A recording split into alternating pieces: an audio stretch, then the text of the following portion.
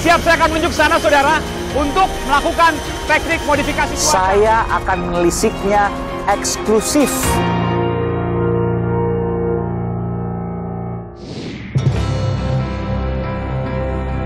Kemah Presiden di titik nol seolah menunjukkan kepastian perpindahan.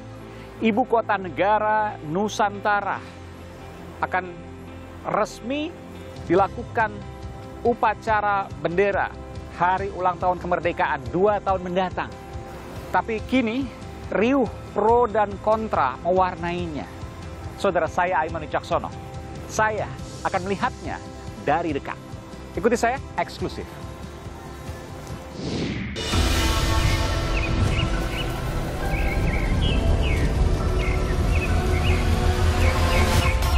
Mungkin 2023 akhir atau 2024 itu sudah bisa pindah.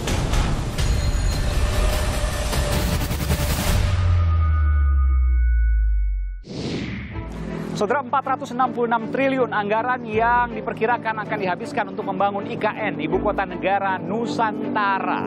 20% anggaran dari 466 triliun itu akan digunakan dari APBN, anggaran dan pendapatan belanja negara. Lalu sisanya 80% akan dibagi-bagi. Pertama BUMN, lalu kemudian yang kedua pihak swasta atau investor dari luar, dan yang ketiga adalah kerjasama pemerintah dan badan usaha. Dan kita mendengar bahwa ada satu investor besar, yakni SoftBank, yang mengundurkan diri, namun ini masih dalam tahap awal. Kita akan lihat nanti bagaimana ke depan. Saya kira investor dan kita ataupun siapa saja di dalam dunia swasta itu biasa ya. Adanya satu pembicaraan dengan calon investor, dengan mitra, kemudian di tengah jalan nanti ketemu atau tidak ketemu, deal atau no deal, atau deal yang berbeda begitu. Saya kok masih tetap optimis dengan Pak Doni berdua bahwa sebetulnya kalau kita melakukan structuring yang baik dari IKN ini, tentu investor itu akan datang dengan sendirinya. Ini menarik, terus cermati, saudara.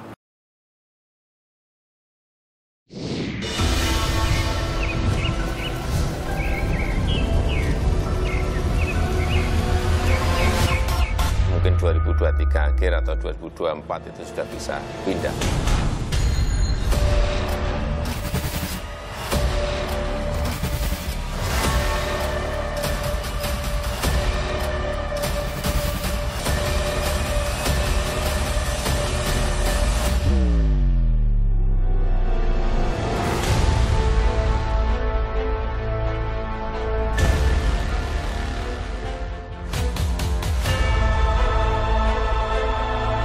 Saya sampai hampir di titik nol Ibu Kota Negara.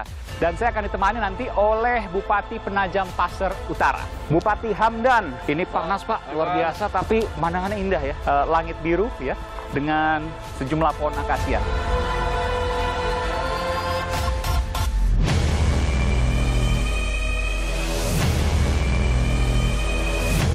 Dan ini salah satu jembatannya. Ini cikal bakal nanti Jalan Lingkar Sepaku. Dan ini titik nol nih, saudara. Ini adalah benchmarknya. Nah, ya. Inilah semua nanti akan ditarik ketinggiannya berapa. Nanti yang tertinggi elevasinya itu adalah Istana Negara. Dan saudara, kalau Anda melihat di atas saya, ini adalah Istana Negara. Ini luar biasa, memang saya naiknya juga luar biasa. Ada puluhan anak tangga, saudara. Tapak bangunan yang tertinggi di sini. Tapak bangunan yang tertinggi. Nah, yaitu Istana Negara. Tapi indah betul. Anda bisa melihat, saudara. Hijau dan ada bayangan berpayung awan. Saya mendengar bahwa ada warga yang belum diganti rugi, tapi sudah ditetapkan pelang kawasan inti pusat pemerintahan. Memang ini tanggung jawab dari otorita dan akan diselesaikan. Tapi saya ingin mengajak Bapak. Berani nggak Bapak ke tempat ini? Boleh.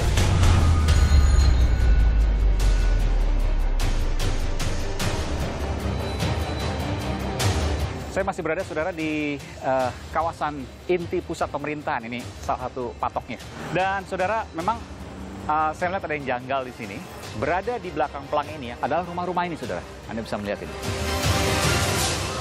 Saya akan coba mempertemukan dengan Pak Bupati Penajam Pasir Utara.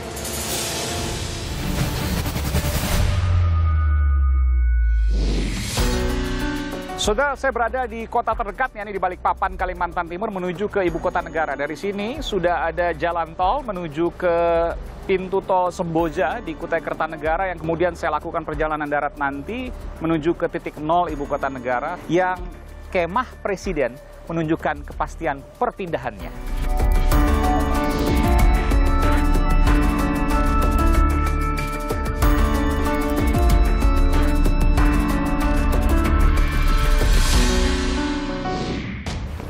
Saudara, saya berada di depan pintu tol Semboja setelah kurang lebih sekitar 30 menit dari perjalanan masuk ke pintu tol di Balikpapan. Dan ini merupakan pintu tol keluar terdekat untuk menuju ke titik nol, termasuk ke KIPP, kawasan inti pusat pemerintahan di ibu kota negara yang baru.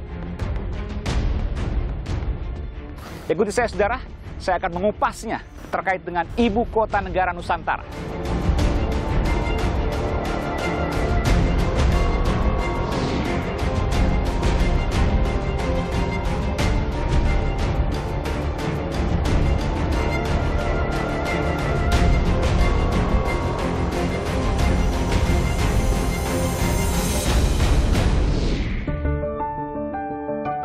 Saudara, sekitar 1 jam perjalanan tadi saya sudah lalui dan kurang lebih jaraknya sekitar 100 km.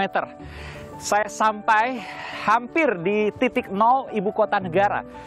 Masih masuk ke dalam kurang lebih 1 km dari lokasi ini, pintu gerbang utama, yang kemudian mulai dilakukan pembangunan. Dan saya akan ditemani nanti oleh Bupati Penajam Pasir Utara, Bupati Hamdan. Apa kabar Pak Bupati? Sehat selalu? Alhamdulillah, sehat selalu. Ini panas Pak. Wah, itu kadang-kadang. Ya. Kadang-kadang Pak, tapi langit biru Pak ya? Ya. Sebiru perasaan orang Penajam Pasir Utara sekarang ini. Senang maksudnya? Senang, pasti. Senang. Tapi meskipun ada pro dan kontra, nanti saya juga ke dalam Pak. Bersama Bapak boleh Pak ya? Oke. Lalu peran dari Kabupaten Penajam Pasir Utara adalah? Memberikan dukungan, ya, dukungan kebijakan, ya, tentunya penyiapan masyarakatnya, dan pastinya adalah wilayah Penajam Pasir Utara akan kita serahkan sepenuhnya untuk pemerintah pusat, wilayah yang akan digunakan untuk IKN. Pimpinan KPK Alexander Marwata mengatakan bahwa ada bagi-bagi kafling. Benar nggak Pak? Nanti wajah Pak ya? Bisa jadi, iya bisa juga. Ini tantangan luar biasa nih. Harus diselesaikan meskipun ada pro dan kontra sekali lagi. Kita masuk Pak ke titik nol? Ayo, mari. Baik. Mari Pak, mari.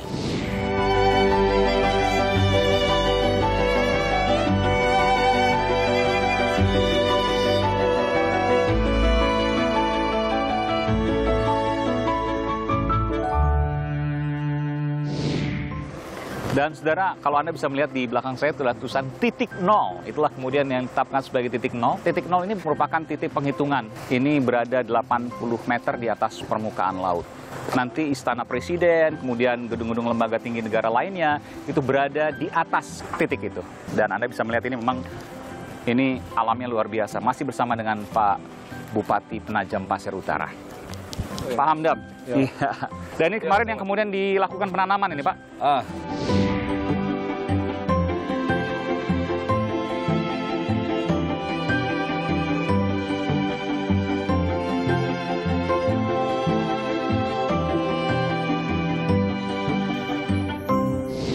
Boleh kita langsung Pak? Boleh, ayo. Kita akan langsung lihat saudara. Pak Bupati juga sempat kesini waktu itu? Ya, kemarin Gubernur seluruh Indonesia. Oke. Masing-masing punya pohonnya nih. Coba kita lihat. Kita lihat boleh Pak? Situ Pak? Boleh, boleh, boleh. Oke, kita lihat dulu ya.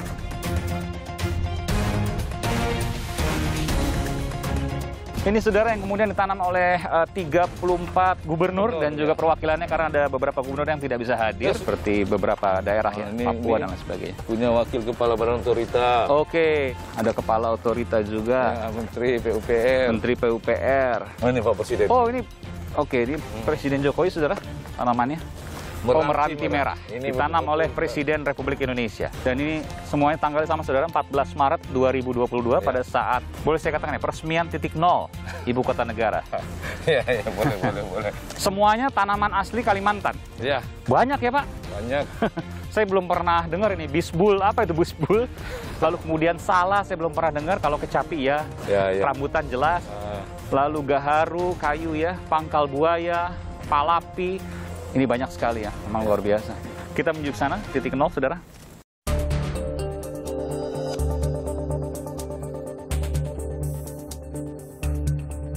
Oh, ini titik nol nih ya. Geodesi namanya, titik geodesi. Jadi nanti di sinilah diambil koordinatnya, misalnya membangun kantor DPR RI. Di dalam petanya koordinat berapa tarik. Oke. Jadi sehingga betul-betul nanti tata letaknya itu sesuai dengan kondisi topografi. Dan ini titik nol nih, saudara. Titik, betul-betul titik memang. Survei Geodesi Indonesia ya, Badan Informasi Geospasial. Ini titiknya, saudara. Ini juga ada ancaman, barang siapa yang menghilangkan, merusak, mengambil, memindahkan, atau mengubah pilar ini, ancaman sanksi pidana 2 tahun kurungan atau denda sebesar 500 juta rupiah. Bisa dibayangkan. Tentang geospasial. Mas Aiman, kalau ini diambil, apa enggak buyar semua ini?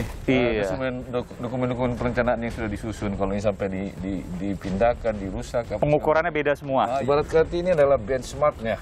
Dari sinilah semua nanti akan ditarik ketinggiannya berapa. Kan nanti kan bangunan nih, kantor-kantor tidak sama elevasinya. Nanti yang tertinggi elevasinya itu adalah Istana Negara. Begitu nanti seterusnya sampai. Jadi semuanya simbolis ini rencana, Pak ya. Saya baru mendengar ini. Jadi istana yang paling tinggi. Ini karena kabinetnya presidensial, jadi presiden memegang kekuasaan tertinggi. Tapi secara demokrasi harusnya rata gitu kan. Tapi dia sejajar begini.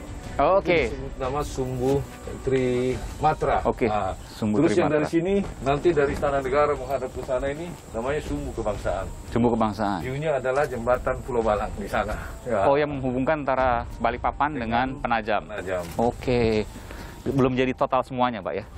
Belum. Termasuk juga soal bagi-bagi kafling. Apa yang sesungguhnya terjadi, Pak?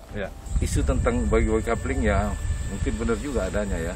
Biasalah karena namanya ada proses perubahan di situ, tentu akan ada ekonomi di situ. Sehingga peluang untuk melakukan praktek-praktek itu pasti sangat terbuka. Apakah ini terkait dengan juga kasus korupsi oleh bupati yang lama? Belum tahu, ini sementara didalami oleh KPK. Kita itu tinggal menunggu hasilnya saja. Tapi yang jelas bahwa ada indikasi, bagi-bagi kafling. Jadi sebelum kemudian diambil oleh negara untuk IKN, ini diambil dulu, dikuasai dulu, dikasih dulu. Persis. Jadi semacam spekulan lahan. Kurang lebih itulah. Dan banyak terjadi, Pak.